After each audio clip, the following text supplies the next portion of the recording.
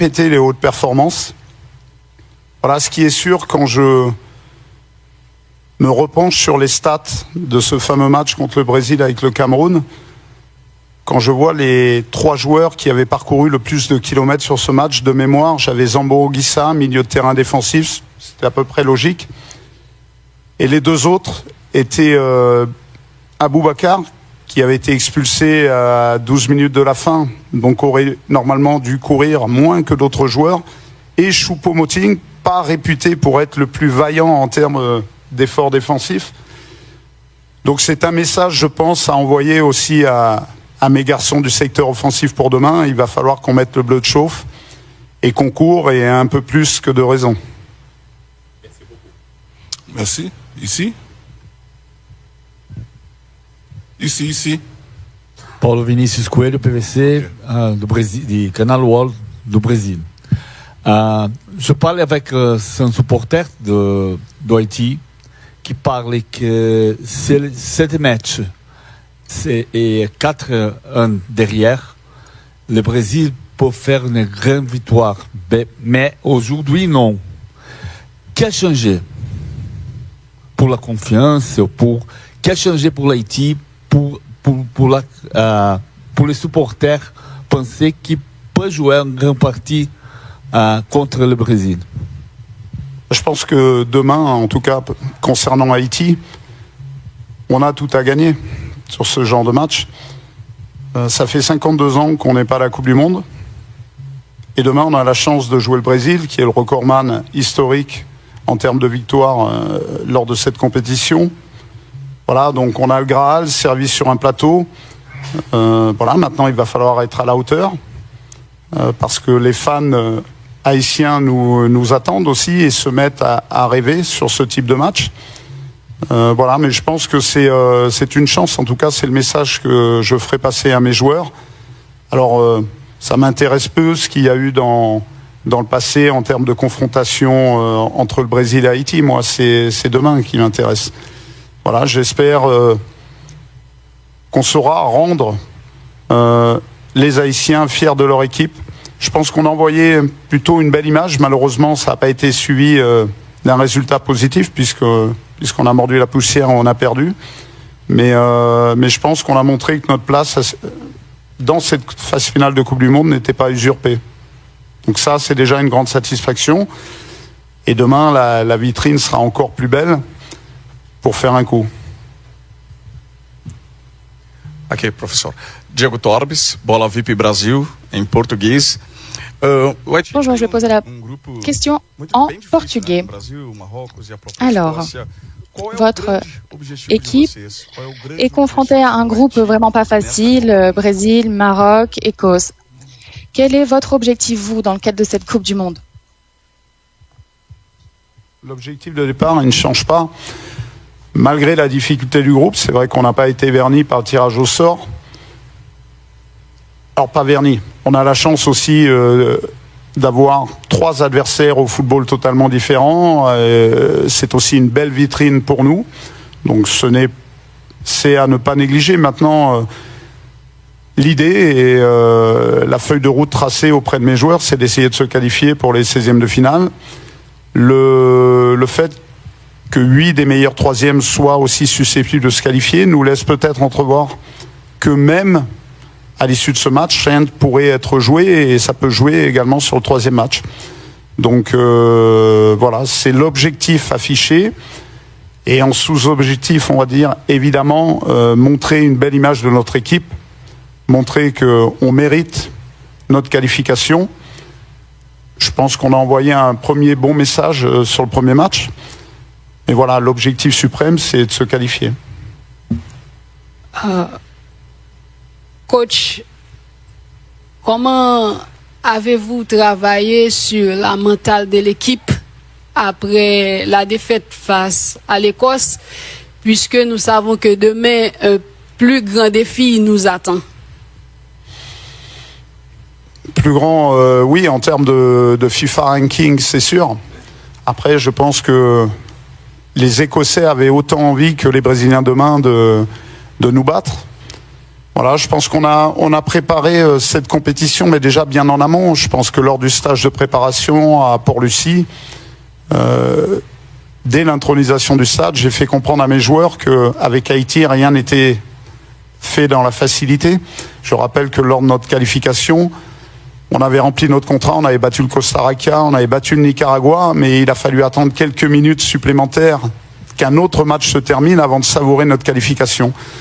Donc je leur ai dit que j'étais quasi persuadé que ça se jouerait au 3e match, qu'il faudrait faire preuve de résilience. Et j'aimerais bien voir un dernier quart d'heure contre le Maroc où on serait encore en course de possiblement se qualifier.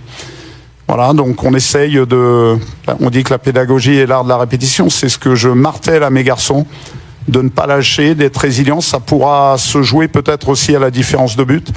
Donc quoi qu'il arrive, quoi qu'il se passe demain, on n'a pas le droit de galvauder ce match. 1, on joue le Brésil. 2, ça fait 52 ans qu'on n'y est pas. Le stade sera assurément plein.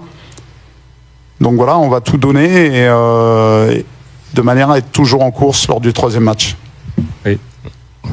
Bonjour coach, Yassé Sam de RFI. Coach, je vous apprends rien quand je dis que les Brésiliens sont peut-être l'équipe la plus supportée par les Haïtiens, à part l'équipe nationale bien sûr, et que les joueurs brésiliens sont aussi des modèles pour beaucoup de joueurs haïtiens. Est-ce que votre première mission, ce sera pas justement d'essayer de démystifier cette équipe brésilienne-là, et comment vous comptez vous y prendre pour ça? Le travail a déjà été entamé avec mes joueurs.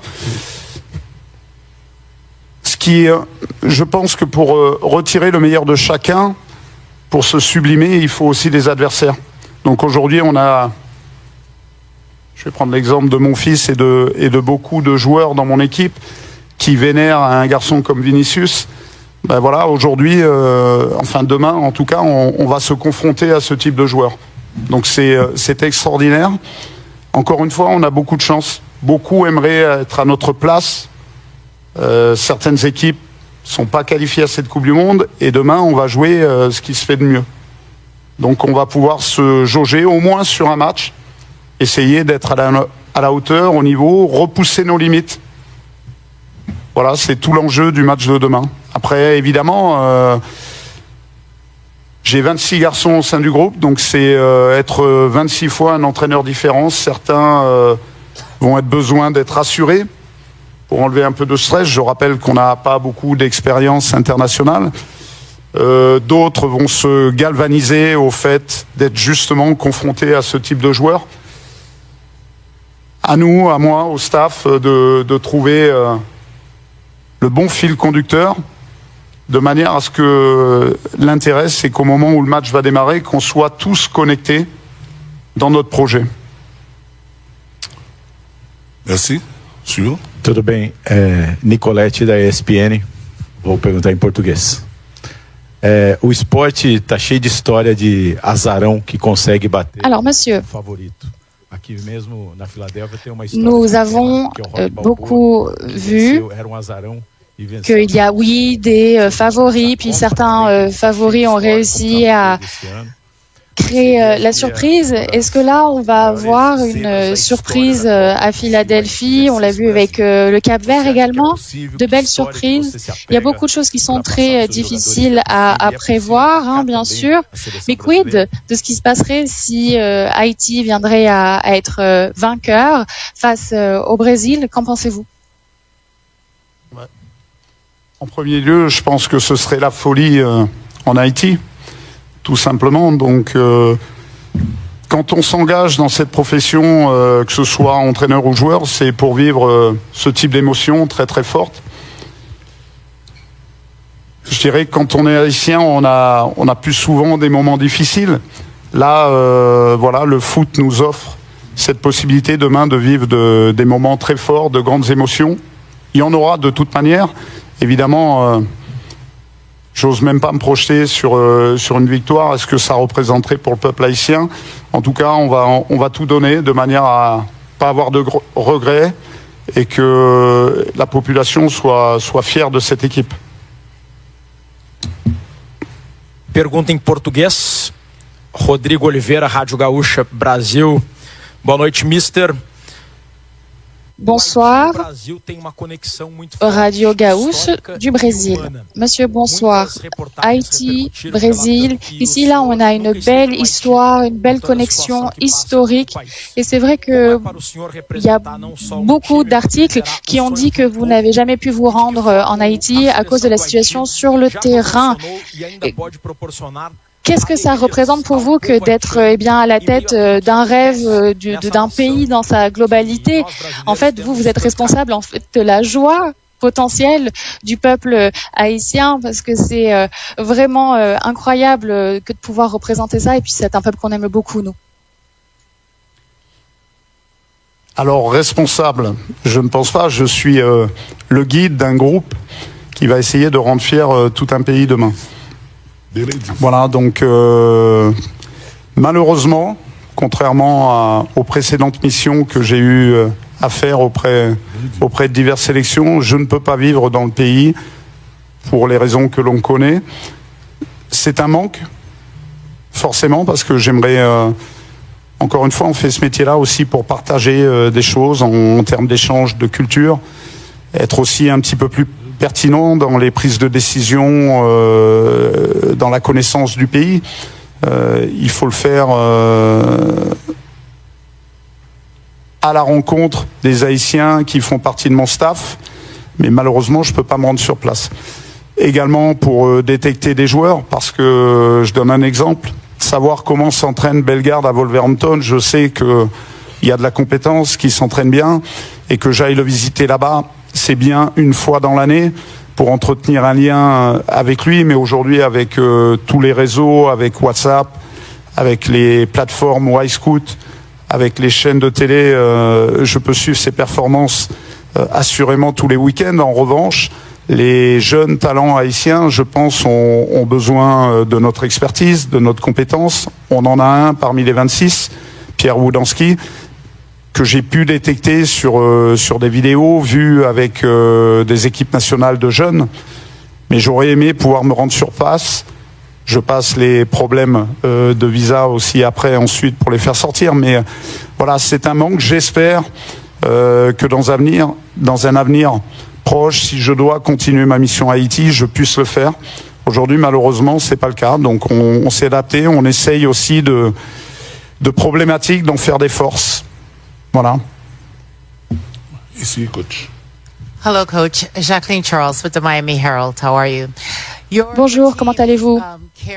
Votre équipe représente vraiment l'espoir d'une nation, mais également l'espoir de nombre de pays de par le monde. Je vois qu'il y a eu quelques pétitions qui ont été lancées suite à votre rencontre contre l'Écosse. Là, il y a eu des petits problèmes avec l'arbitrage. En tous les cas, moi, c'est une équipe que j'admire beaucoup dans tous les cas. Moi, ma question, c'est plutôt de savoir comment est-ce que vous les préparez en amont de cette rencontre, du stress qu'il peut y avoir. Je reviendrai juste sur un petit problème avec l'arbitrage. C'est un gros problème puisqu'il nous prive peut-être d'un point. Et du premier point historique d'Haïti en phase finale de Coupe du Monde. Maintenant, c'est passé. On ne peut pas se plaindre. On va penser à la suite. Toujours pareil, comme je le disais précédemment, en termes de stress, c'est essayer d'être proche des joueurs, parfois les rassurer. Certains, au contraire, les faire monter en pression. Voilà, c'est essayer d'être un entraîneur différent avec chacun d'eux, tout en faisant en sorte que les garçons soient connectés sur un projet commun. Voilà, c'est toute la difficulté de notre métier.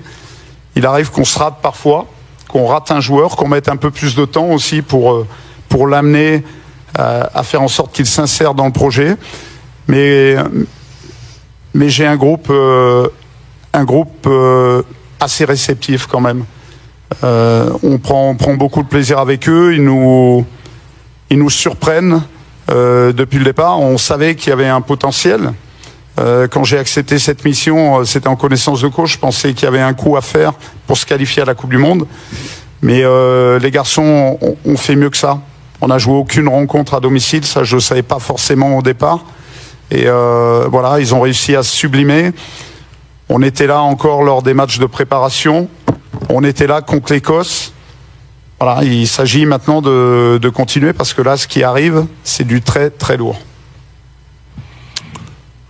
On prend ici.